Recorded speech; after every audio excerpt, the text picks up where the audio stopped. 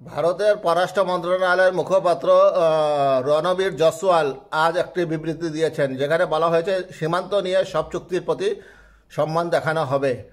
সীমান্ত নিয়ে ভারত ও বাংলাদেশের পরস্পরের সম্মতির ভিত্তিতে হওয়া বিদ্যমান সব চুক্তির প্রতি সম্মান দেখানো হবে, এমনটাই আশা করে নয়াদিল্লি। ভারতের পররাষ্ট্র মন্ত্রণালয়ের মুখপাত্র রণবীর জয়সওয়াল আজ শুক্রবার নিয়মিত ব্রিফিংয়ে এ কথা বলেছেন।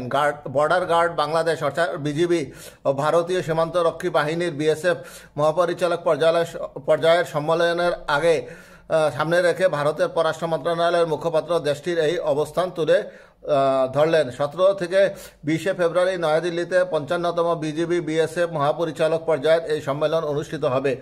ভারতের সঙ্গে 4টি চুক্তি হওয়ার কথা উল্লেখ করে গত বুধবার বাংলাদেশের স্বরাষ্ট্র উপদেষ্টা লেফটেন্যান্ট জেনারেল অবসরপ্রাপ্ত জাহাঙ্গীর আলম চৌধুরী বলেছেন, 2010 সালে যে চুক্তিটি হয়েছে সেটির ভেতরে বড় ধরনের সমস্যা দেখা দিয়েছে। চুক্তিটি কিছুটা অসম ছিল।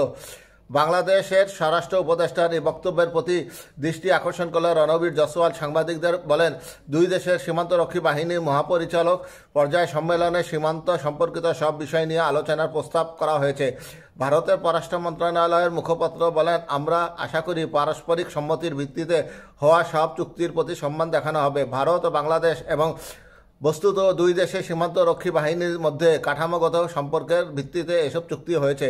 রণবীর জয়সওয়াল আরও বলেন, এসব চুক্তি ভারত ও বাংলাদেশের সীমান্তে উভয়ের জন্য সুবিধাজনক নিরাপত্তা, বাণিজ্য ও অবকাঠামো তৈরির সুযোগ এনে দিয়েছে। তাই আমরা আশা করি সবগুলো চুক্তিকে সম্মান দেখানো হবে উভয় দেশের পক্ষ থেকে।